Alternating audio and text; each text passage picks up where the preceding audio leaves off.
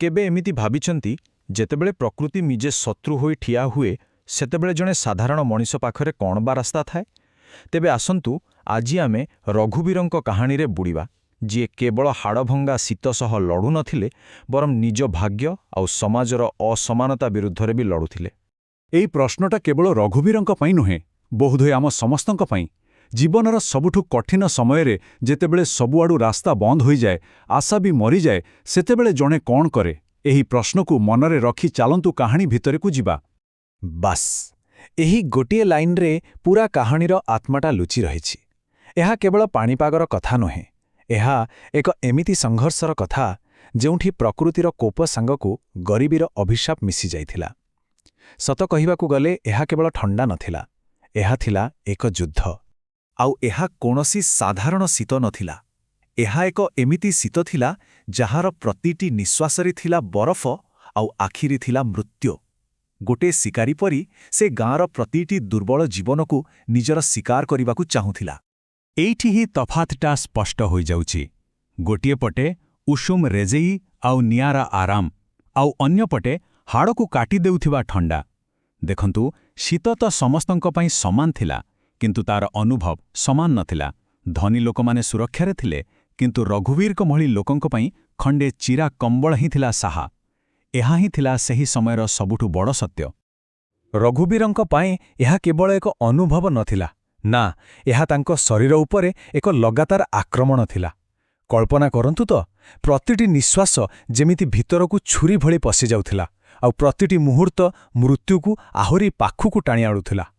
ତାହେଲେ ଏହି ଭୟଙ୍କର ଶୀତ ଭିତରେ ରଘୁବୀରଙ୍କ ଦିନ କେମିତି କଟୁଥିଲା? ତାଙ୍କର ପ୍ରତିଟି ସକାଳ ଥିଲା ଗୋଟେ ନୂଆ ଯୁଦ୍ଧ, ବଞ୍ଚିବା ପାଇଁ ଏକ ନୂଆ ସଂଘର୍ଷ। ଆସନ୍ତୁ ଦେଖିବା ତାଙ୍କର ସେହି ଦୈନନ୍ଦିନ ଲଢ଼େଇକୁ। 5 କିଲୋମିଟର, ସେ ବି ପୁଣି ଖାଲି ପାଦରେ।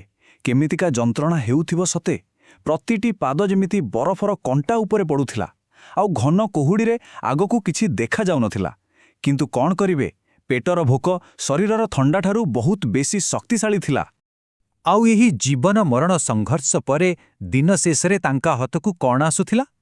ଅଧା ଦିନର ମଜୁରୀ, ମାତ୍ର 75 ଟଙ୍କା।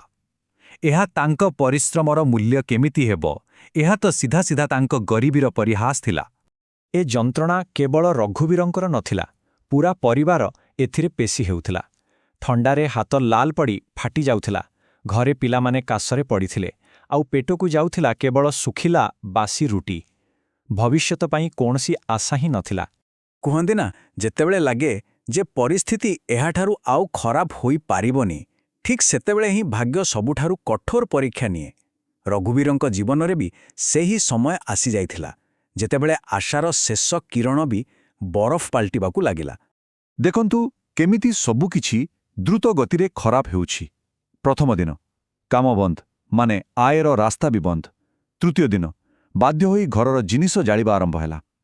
ପଞ୍ଚମ ଦିନ, ଝିଅ ଭୀଷଣ ଜ୍ୱରରେ ପଡ଼ିଲା। ଆଉ ଅଷ୍ଟମ ଦିନ ଆସିଲା ବେଳକୁ ଖାଦ୍ୟ, ଜାଳେଣୀ, ଆଶା ସବୁକିଛି ସମ୍ପୂର୍ଣ୍ଣ ଶେଷ। ଏହା ଥିଲା ଗାଁର ବୈଦ୍ୟଙ୍କର କଥା। ଭାବନ୍ତୁ ତ, ଯିଏ ବଞ୍ଚାଇବାର ଆଶା ଦିଏ, ସେ ବି ଯେତେବେଳେ ହାତ ଟେକି ଦିଏ, ସେତେବେଳେ ମଣିଷ ପାଖରେ ଆଉ କ'ଣ ବାକି ରହେ? ସବୁଆଡ଼ୁ କେବଳ ନିରାଶା।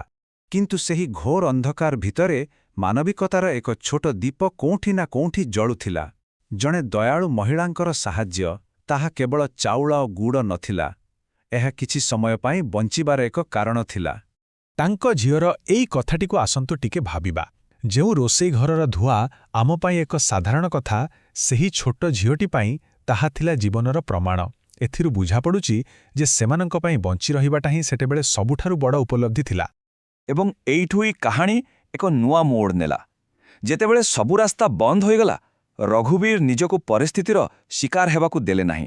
ସେ ନିଜେ ହିଁ ସମାଧାନ ଖୋଜିବାକୁ ସ୍ଥିର କଲେ। କିନ୍ତୁ କେମିତି? କେଉଁଠୁ ମିଳିବ ରାସ୍ତା? ଏହା ଥିଲା ସେହି ମୁହୂର୍ତ୍ତ ଯେତେବେଳେ ରଘୁବୀରଙ୍କୁ ଦୁଇଟି ମୃତ୍ୟୁ ମଧ୍ୟରୁ ଗୋଟେକୁ ବାଛିବାର ଥିଲା। ବାହାରେ ଶୀତର ମୃତ୍ୟୁ, ଆଉ ଘର ଭିତରେ ଭୋକର ମୃତ୍ୟୁ। ସେ ଜାଣିଥିଲେ ଚୁପଚାପ ବସିଯିବଟା ବି ମୃତ୍ୟୁ ସହ ସମାନ। ଆଉ ସେହି କଠିନ ମୁହୂର୍ତ୍ତରେ ରଘୁବୀର ଏକ ଗଭୀର ସତ୍ୟ ବୁଝିପାରିଲେ। ଯେତେବେଳେ ବାହାର ଦୁନିଆ ପୂରା ଥଣ୍ଡା ପଡ଼ିଯାଏ, ସେତେବେଳେ ମଣିଷକୁ ନିଜ ଭିତରେ ହିଁ ନିଆଁ ଜଳାଇବାକୁ ପଡ଼େ। ବାସ୍, ଏହି ଗୋଟିଏ ଭାବନା ତାଙ୍କୁ ଜଣେ ପୀଡ଼ିତରୁ ଜଣେ ଯୋଦ୍ଧାରେ ବଦଳେଇ ଦେଲା। ସେ ଆଉ ଭାବିଲେନି। ସମସ୍ତଙ୍କ ଚେତାବନୀକୁ ପଛରେ ପକାଇ କୁରାଡ଼ି ଉଠାଇଲେ।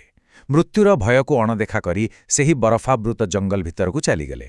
ହାତ ପୂରା କାଲୁଆ ପଡ଼ିଯାଇଥିଲା, କିନ୍ତୁ ମନୋବଳ ପାହାଡ଼ ଭଳି ଦୃଢ଼ ଥିଲା। ସେ କେବଳ ସାହସ କଲେନି, ସେ କାମ କରି ଦେଖାଇଲେ। ତେବେ ରଘୁବୀରଙ୍କର ଏହି ସାହସିକ ପଦକ୍ଷେପର ଫଳ କ'ଣ ହେଲା? ସେ କ'ଣ ନିଜ ପରିବାରକୁ ବଞ୍ଚାଇ ପାରିଲେ? ଆସନ୍ତୁ ଦେଖିବା କାହାଣୀର ଏହି ଗୁରୁତ୍ୱପୂର୍ଣ୍ଣ ଅଂଶ। ଏଇ ଚାର୍ଟକୁ ଦେଖିଲେ ପୂରା କାହାଣୀଟା ବୁଝିହେବ। ଯୋଉଠି ଠାକୁରଙ୍କର ନିଆଁ କିମ୍ବା ବାଉଁଶ ଟୋକେଇର ନିଆଁ କିଛି ସମୟର ସାନ୍ତ୍ୱନା ଦେଉଥିଲା, ସେଠି ରଘୁବୀରଙ୍କର ପରିଶ୍ରମର କାଠ ଏକ ସ୍ଥାୟୀ ସମାଧାନ ଆଣିଦେଲା। ସେ କେବଳ ନିଆଁ ଜଳାଇ ନଥିଲେ, ସେ ପୂରା ଗାଁ ପାଇଁ ଆଶାର ଏକ ନୂଆ ଉତ୍ସ ତିଆରି କରିଥିଲେ। ଏଠାରେ ଗୋଟେ ବଡ଼ କଥା ଦେଖିବାକୁ ମିଳେ। କିପରି ଗୋଟେ ବାଧ୍ୟବାଧକତା ଗୋଟେ ସୁଯୋଗରେ ବଦଳିଗଲା।